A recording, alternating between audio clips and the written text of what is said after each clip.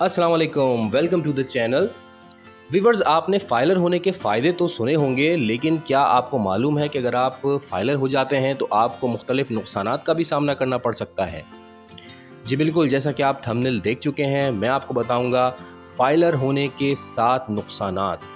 बहुत ही इम्पॉर्टेंट और informative video है, तो वीडियो को ध्यान से देखिएगा। और अगर आपको वीडियो पसंद आए तो लाइक और शेयर ज़रूर कीजिएगा। और अगर आप पहली दफ़ा आए हैं हमारे चैनल पे तो सब्सक्राइब भी कर लीजिए, ताकि आपको मज़ीद आने वाली इन्फॉर्मेटिव वीडियोज़ भी पहुँचती रहें। तो व्यूअर्स, सबसे पहली बात तो ये कि आपने देखा होगा कि गवर्नमेंट और FBR जो है उनकी जानिब से बहुत ही ज़्यादा इंसिस्ट किया जाता है लोगों को कि वो फाइलर बने, और फाइलर हजरात के लिए बहुत सी मराहत का भी ऐलान किया जाता है, जबकि नॉन फाइलर जो हैं उनको डीमोटिवेट किया जाता है, उनके ऊपर भारी टैक्सेस भी आयद किए जाते हैं। लेकिन दोस्तों, फाइलर अगर आप हो जाते हैं तो फिर क्या मसाइल आपके सामने आ सकते हैं, यही आपको बताने जा रहा हूँ। तो सबसे पहली बात तो ये है कि फाइलर वैसे तो डॉक्यूमेंटेड होता है, उसका जो टैक्स रिटर्न है उसमें अगर कोई कंट्राडिक्शन हो जाए तो FBR की जानिब से उसको नोटिस मिलते हैं, और फाइलर होते हुए भी आप कटहरे में खड़े हो जाते हैं। जबकि नॉन फाइलर क्योंकि रिकॉर्ड पर नहीं होता है, इसलिए FBR उसका कुछ नहीं बिगाड़ पाता।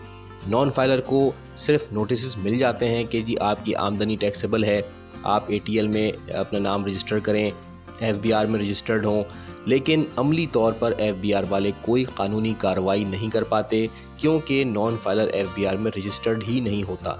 जबकि फाइलर जो है FBR के रेडार पर आ चुका होता है, और उसकी ज़िम्मेदारी होती है कि वो टैक्स रिटर्न्स अपने हर साल जमा कराए, और कहीं पर भी अगर किसी ट्रांजैक्शन में कॉन्ट्राडिक्शन मिल जाए तो FBR वाले जीना महाल कर देते हैं। दूसरा जो नुकसान है वो ये है कि आपको, अगर आप फाइलर हैं, तो 6 साल तक का रिकॉर्ड मेंटेन करना पड़ता है कि आपने पिछले 6 सालों में कोई बाइंग की है, कोई सेलिंग की है, कोई बैंकिंग ट्रांजैक्शन की है, या कोई भी फाइनेंशियल डीलिंग की है, तो उसको आपने रिकॉर्ड पे देना होता है। अदरवाइज़ FBR की जानिब से आपको नोटिस मिल जाता है, और यहाँ तक बात जाती है कि आपको पेनल्टी तक भरना पड़ जाती है। तो एक ह्यूज रिकॉर्ड 6 साल तक का आपने अपने पास मेंटेन रखना है अपनी तमाम ट्रांजैक्शंस का। तो ये भी एक हैक्टिक काम होता है, क्योंकि अक्सर ऐसा होता है कि बहुत सी चीज़ें, कोई रिसिप्ट आपकी है, कोई स्टेटमेंट है जो कि आपसे लॉस्ट हो जाता है, तो आपको बाद में बड़ी परेशानी होती है, आप FBR को कायल नहीं कर पाते, और फिर आपके ख़िलाफ़ एक्शन होता है। तीसरा जो बड़ा नुकसान है वो ये है प्रॉपर्टी गेन टैक्स के हवाले से। यानी होता यह है कि जब आप प्रॉपर्टी बाय करते हैं तो भी आपको टैक्स रिटर्न में डिक्लेरेशन देनी होती है, और अगर आप सेल कर रहे हैं तब भी आपको डिक्लेयर करना पड़ता है। प्रॉफिट पे भी जब आप सेल करते हैं तो भी आपको गेन टैक्स देना पड़ता है। लेकिन अगर आप नॉन फाइलर हैं तो आपको सिर्फ एक 236C का एडवांस टैक्स, जो कि विद होल्डिंग टैक्स होता है, जो कि 6% तक है नॉन फाइलर का, तो उसी रेट से बस आपने पेमेंट करनी होती है, और उसके अलावा कोई भी आपसे नहीं पूछता।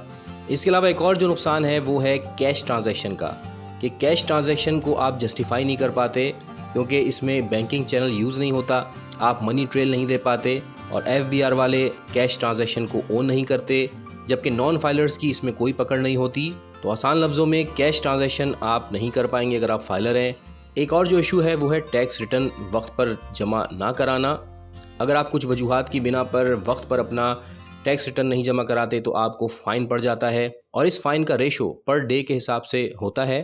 फिर इसके अलावा एक और टेक्निकल इशू ये आता है कि अगर फॉर एग्ज़ाम्पल कोई चीज़ आप डिक्लेयर करने से रह गए हैं अपने टैक्स रिटर्न में, आपसे कोई गलती हो गई है, या आपके टैक्स कंसल्टेंट से कोई गलती हो गई है, तो इस चीज़ को भी FBR नोटिस करता है, और ये भी हो सकता है कि आपको इस हवाले से हरासमेंट फेस करनी पड़े, आपको अपील्स फाइल करनी पड़ती हैं, जो कि एक हैक्टिक और टेंशन वाला काम है। फाइलर्स को ये धड़का लगा रहता है कि FBR वाले बैंक से कहीं कटौती ना कर लें, रिकवरी ना कर लें, क्योंकि उनके पास पूरी एक्सेस होती है आपके बैंक अकाउंट को भी ऑपरेट करने की। और इसके अलावा जो एक और नुकसान हो सकता है वो ये है कि FBR वाले आपकी बिज़नेस साइट को विज़िट कर सकते हैं, इंस्पेक्शन कर सकते हैं, रिकॉर्ड मांग सकते हैं, और जब FBR की रेड पड़ती है आपके प्रीमिसेस पे तो वो सील भी हो सकता है। एम्प्लॉइज़ जो हैं आपके, या जो वहाँ पे आपका स्टाफ है आपके ऑफिस में, वो भी हरास होता है, और एक बैड इम्पैक्ट पड़ता है आपके बिज़नेस पर, आपके कस्टमर्स पर, और आप ख़ुद भी ऑड फील करते हैं। जबकि नॉन फाइलर्स इन तमाम तरह की टेंशन से आज़ाद होते हैं।